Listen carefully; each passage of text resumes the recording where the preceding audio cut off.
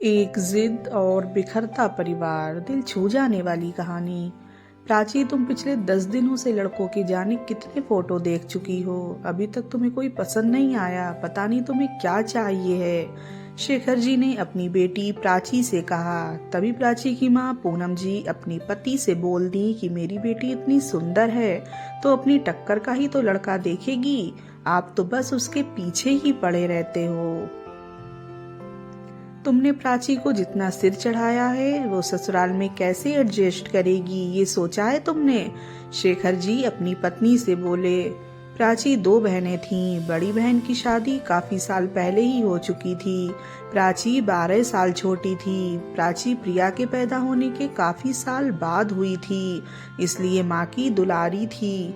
कभी माँ उससे कोई भी चीज को मना नहीं करती थीं। यही वजह थी कि प्राची बचपन से जिद्दी और घमंडी थी। प्राची ने अपने लिए अतुल को शादी के लिए पसंद कर लिया। अतुल की सरकारी नौकरी थी, इसी शहर में वो रहता था। दिखने में भी काफी अच्छा था। शादी लगने के बाद अतुल ने ससुराल वालों से बात की कि विदा करके मैं प्राची को कुछ दिन के लिए पहले गांव ले जाऊंगा, फिर माँ पापा के पास रहने के बाद मैं इसे वापस ले आऊंगा।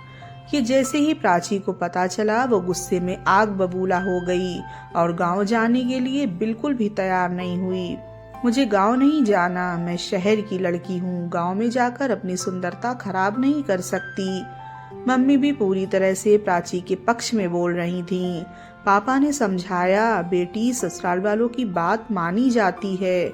अभी से तुम ऐसे करोगी तो अतुल के दिल में जगह कैसे बनाओगी? अतुल के माँ पापा को जब ये बात पता चली तो वो बोले, अतुल बेटा कोई बात नहीं, बहू नहीं आना चाहती तो जाने दे। अभी छोटी है, समझ नहीं है रिश्तों की ज्यादा। धीरे धीरे सब सीख जाएगी। कुछ दिन हम तेरे फ्लैट में बहू के साथ रह लेंगे। एक दिन अतुल और प्राची की शादी हो गई। प्राची दुल्हन के जोड़े में बहुत सुंदर लग रही थी। अतुल देखता ही रह गया। प्राची अपने सास ससुर के साथ अच्छे से पेश आती और अतुल भी खुश था।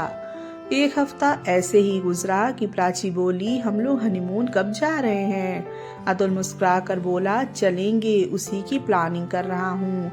अच्छा बताओ, कश्मीर, शिमला या मनाली, कहाँ चलें? इसमें से कहीं नहीं जाना मुझे। इंडिया नहीं घूमना, मुझे स्विट्जरलैंड जाना है। अतुल बोला, अभी यहीं घूम आते हैं, फिर चलेंगे विदेश भी। पर प्राची शुरू से ही जिद्दी और अकड़ू लड़की थी।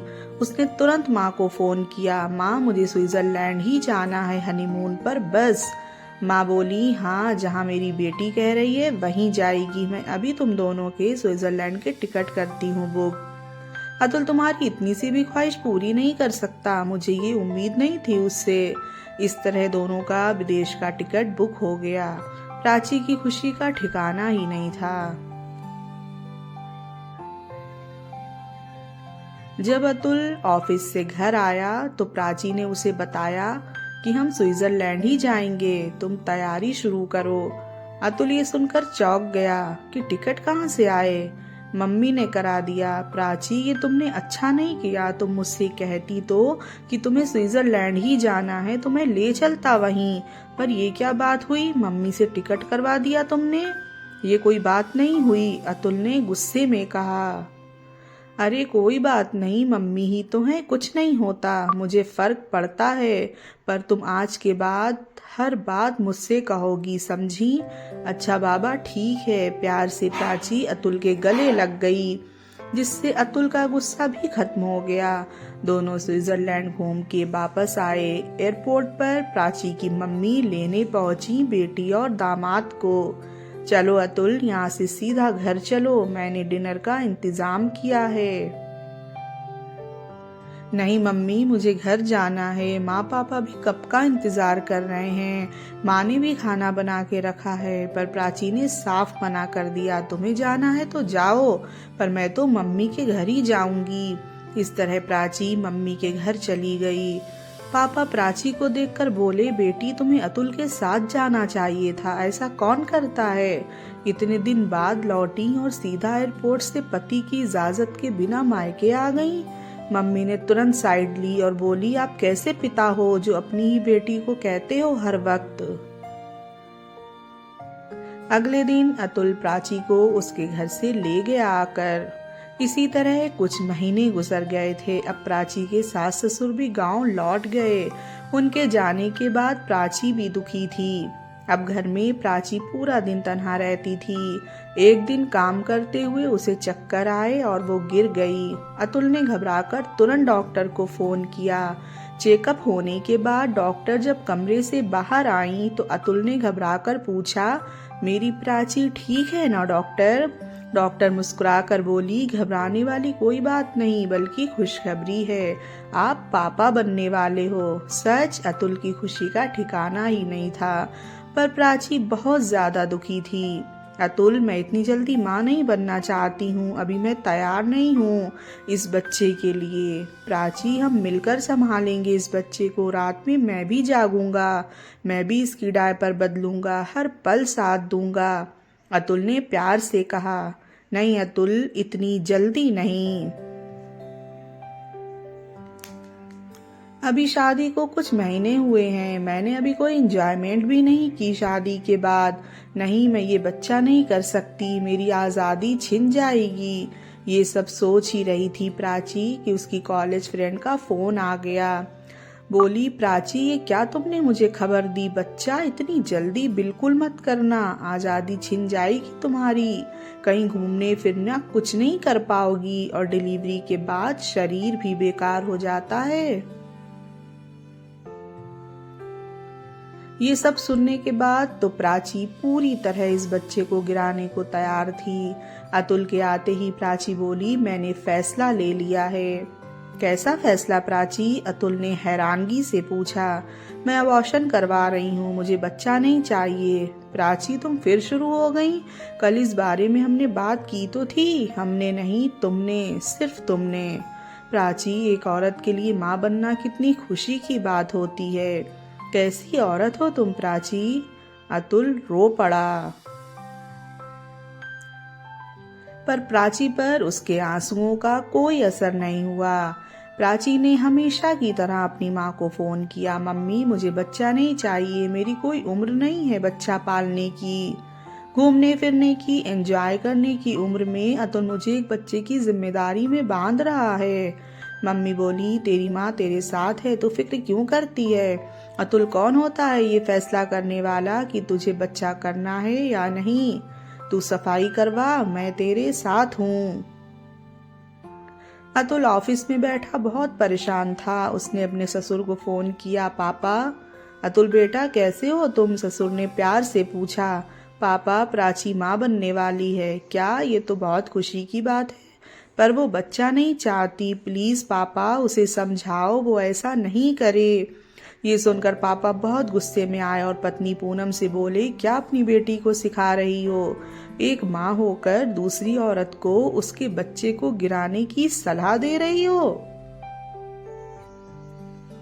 बस कीजिए आप, ये मेरी बेटी का फैसला है, मैं तो सिर्फ उसके साथ हूँ। पूनम जी बोली, तुम उसे समझाओ, ना कि हमेशा की तरह हर बात में बढ़ावा दो, इससे उनका घर खराब हो सकता है। शेखर जी गुस्से में बोले, ये तो अतुल को सोचना चाहिए, मेरी बेटी पे जोर जबरदस्ती कर रहा है। प्राची ने घर जाकर अतुल को अपना फैसला सुनाते हुए कहा कि मैं आज डॉक्टर के पास प्रोसीजर के लिए जा रही हूँ, मेरी अपॉइंटमेंट है, तुम ऑफिस से सीधा अस्पताल आ जाना। प्राची, ये मेरा भी बच्चा है, तुम अकेले फैसला कैसे कर सकती हो। मुझे जो कहना था मैंने कह दिया, तुम आओगे तो मुझे अच्छा लगेगा। प्राची अस्पताल पहुंची तो मम्मी पहले से वहां मौजूद थीं। अबॉर्शन होने के बाद प्राची बहुत देर पति अतुल को फोन करती रही। तब जाकर अतुल ने फोन उठाया और बोला, क्या चाहिए अब? तुम्हारे मन का तो हो गया है ना, अब क्यों फोन कर रही हो मुझे घर ले जाने के लिए आ जाओ। प्राची ने कहा। अतुल बोला, नहीं आ पाऊंगा, जैसे आई थी वैसे ही वापस लौट जाओ। प्राची ने पहली बार अतुल को इतना गुस्सा देखा। वो रोती हुई माँ के साथ चली गई। पापा भी प्राची से बहुत गुस्सा थे। बोले, आज तुमने सारी हदें पार कर दी बेटा, मुझे शर्म आ रही है अपनी परवरिश पर। प्राची बोली, आप कैसे पापा हो? पापा ऐसे होते हैं जिन्होंने अपनी बेटी का कभी साथ ही नहीं दिया। मैं गलत का साथ नहीं देता प्राची, मैं ऐसा ही हूँ। मायके रहते हुए प्राची को 2 महीने हो चुके थे। ना ही अतुल का फोन आता और ना ही वो बुलाने आया। प्राची रोज नींद में भी अतुल अतुल कहती। प्यार इतना करती हो तो ऐसा क्यों किया बेटी? पापा ने दिल में सोचा। पापा ने दिल में ठान लिया कि बेटी की जिंदगी बर्बाद नहीं होने दूंगा, कुछ तो करना पड़ेगा। पापा ने दामाद को फोन किया और कहा, बेटा मेरी बेटी को माफ कर दो, उसे एक मौका दे दो, मैं तुम्हारे सामने हाथ जोड़ता हूँ। पापा के इस तरह कहने पर अतुल बोला, पापा आप ऐसा ना कहें, आप मेरे पिता समान हैं और मैं आपकी बहुत इज्जत करता हूँ। मैंने प्राची को यहाँ आने से मना नहीं किया, बस बुलाने नहीं गया। आप चाहते हैं तो मैं लेने आ जाऊंगा। अतुल ने प्राची को फोन किया कि कैसी हो प्राची? प्राची बहुत गुस्से में बोली, अब तुम्हें मेरी याद आई? इतने दिन में कोई खैर खबर नहीं। प्राची कल लेने आ रहा हूँ तुम्हें, अतुल ने कहा। प्राची बोली, मैं एक शर्त पर आऊंगी कि तुम मुझे बच्चे के लिए नहीं कहोगे और मैं 5 साल से पहले बच्चा नहीं करूंगी। बोलो मंजूर है? अतुल बोला, तुम अभी तक नहीं बदली, अभी तक वहीं अटकी हो। मैं ही पागल था कि तुम्हारे पापा के कहने पर तुम्हें बुलाने की सोच रहा था। अच्छा तो तुमने मेरे पापा के कहने पर मुझे फोन किया, तुम्हें मुझसे कोई प्यार और लगाव नहीं है। इस गुस्से में आकर प्राची ने तलाक के कागज बनवा लिए। जब अतुल मुझे प्यार नहीं करता, मेरा साथ नहीं रहना चाहता, मुझे याद नहीं करता, तो क्यों मैं उसके इंतजार में बैठी रहूं? माँ ने पूरा साथ दिया प्राची का और डिवोर्स के कागज अतुल के घर पहुंचा दिए। अतुल ने कागज पढ़े तो उसके होश उड़ गए। वो सोच भी नहीं सकता था उसकी प्राची उसे तलाक दे देगी। अतुल बहुत रोया, बहुत टूटा, पर उसने भी फैसला किया कि अगर तुम मुझसे छुटकारा ही चाहती हो तो ठीक है प्राची, मैं तुम्हें तलाक दे दूंगा, बस जहाँ रहो खुश रहो। साइन करके पेपर अतुल ने प्राची के घर भिजवा दिए। प्राची भी बहुत सख्ते में आ गई। तुमने कितनी आसानी से साइन कर दिए अतुल, तुम तो मुझसे बहुत प्यार करते थे, फिर क्यों किया तुमने ऐसा? कैसे जीऊं तुम्हारे बिना? रोते रोते वो बेहोश हो गई। मम्मी पापा उसे अस्पताल ले गए। उसी अस्पताल में उसकी सहेली भी मिल गई जिसने प्राची को बच्चा ना करने के लिए सलाह दी थी। प्राची बोली, सेजल तुम यहाँ, और ये बच्चा किसका है? मेरा है, इसका वैक्सीनेशन करवाने आई हूँ। पर तुम तो कहती थी कि बच्चा 5 साल तक नहीं करूंगी और आजादी चली जाएगी और शरीर खराब हो जाएगा। देख प्राची, पति से बढ़कर कुछ नहीं होता और एक माँ बनना औरत का सबसे बड़ा सुख होता है। मेरे एक फैसले से मेरे पति और मैं दोनों बहुत खुश हैं। बच्चे के होने के बाद कुछ होश ही नहीं रहता यार। क्या आजादी, क्या शरीर, दिन और रातें सब इस पर ही लुटा दो बस। ये सेजल की बातें सुनकर प्राची का सर घूम गया। प्राची पश्चाताप की आग में जल रही थी। ये मैंने क्या कर दिया? मैंने अपने अतुल को तलाक दे दी। उन्होंने तो सिर्फ माँ बनने की खुशी चाही थी। माँ, मैं गलत रास्ते पर थी, आप तो मुझे सही रास्ता दिखा सकती थी ना। माँ का तो यही काम होता है।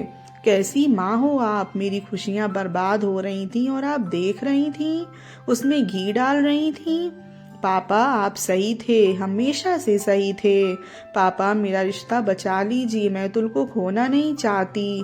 पापा बोले, 2 दिन बाद तेरा तलाक कोर्ट से हो जाएगा। मैं अतुल के पैरों में गिर के माफी मांगूंगी। प्राची भागते हुए अतुल के ऑफिस पहुंची और हाथ जोड़कर खड़ी हो गई।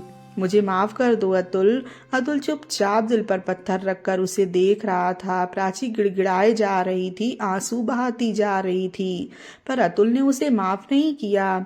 बोला, मैं माफ नहीं कर सकता, तुमने चोट बहुत गहरी दी है, इतनी आसानी से जख्म नहीं भरेंगे। प्राची घर की वापसी के लिए निकल गई वहां से। तभी अतुल ने अपनी सास के पास फोन किया, मम्मी जी, आपने मुझे प्राची को माफ करने के लिए क्यों मना किया? उसका रोता बिलखता चेहरा मेरी जान ले रहा था। नहीं देख सकता हूँ अपनी प्राची को इस हाल में। आप जानती हो, फिर भी आपने मुझे मना किया कि उसे माफ ना करूं। प्राची की माँ रोते हुए बोली, बेटा अतुल, मैंने बहुत गलतियां की, अब गलती सुधारना चाहती हूँ। एक आवाज में सब दे देती थी उसे, गलत में भी हमेशा उसका साथ दिया। अगर आज उसे एक बार में ही तुमसे माफी भी मिल जाती ना, तो वो फिर कोई गलती करती। ऐसे वो माफी की कदर कभी नहीं समझती। माफी जब उसे देर से मिलेगी तभी उसे कदर होगी तुम्हारी और रिश्तों की। अब उसे यही रिश्तों की कदर सिखानी है। रोते हुए प्राची घर पहुंची, माँ के गले लगकर फफक के रो पड़ी। मम्मी, अतुल ने मुझे माफ नहीं किया, पर मैं भी हार नहीं मानूंगी। उसे फिर मनाऊंगी, बार बार माफी मांगूंगी।